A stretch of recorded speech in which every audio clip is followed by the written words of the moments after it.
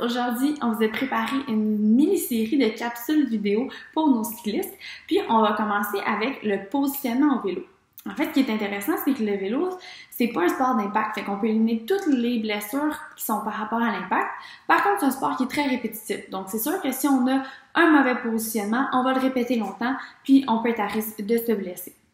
Donc, je vais vous donner 4 ajustements faciles à faire sur votre vélo que vous allez pouvoir faire quand vous allez sortir le vélo pour le début de saison. Donc, notre premier ajustement va se faire au niveau de la selle. C'est vraiment important de commencer à ce niveau-là. Ça va être plus facile comme ça. Donc, la première mesure qu'on va prendre, ça va être de la fourche au sol. Vous pouvez le faire avec un magazine, c'est super facile. Puis, on va faire fois 0,88 à cette mesure-là. Puis, ça devrait nous donner la mesure qu'on a entre le centre de notre pédalier et le dessus de la selle.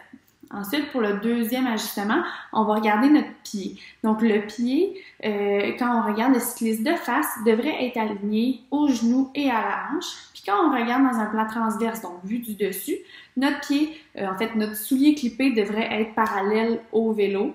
Puis si c'est pas le cas, bien, vous pouvez essayer de jouer un petit peu avec vos cales. Souvent, c'est de là que vient le manque d'ajustement. Donc, pour notre troisième ajustement, on va regarder le cycliste de côté. Puis en fait, on va regarder la jambe à son point d'allongement maximal. On aimerait avoir environ un 35 degrés de flexion de genou. Donc, on veut pas une extension, on veut pas une jambe allongée complètement, on veut pas une extension complète. On veut vraiment une légère flexion dans le genou, donc autour de 35 degrés. Puis pour notre dernier ajustement, en fait, on va regarder le haut du corps. Puis j'ai pas de mesure précise, mais c'est surtout qu'on veut une légère flexion dans les coudes. Donc ce que ça veut dire, c'est qu'on veut pas être complètement barré en extension, on veut être légèrement fléchi pour être confortable et détendre un petit peu le haut du corps. Donc voilà pour nos 4 ajustements.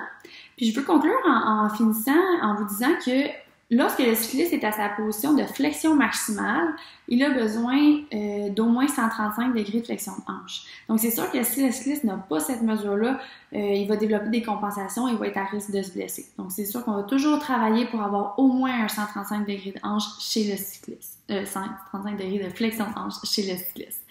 Donc, c'est ce qui conclut ma capsule d'aujourd'hui. On va vous revenir avec des prochaines capsules pour les cyclistes et autres.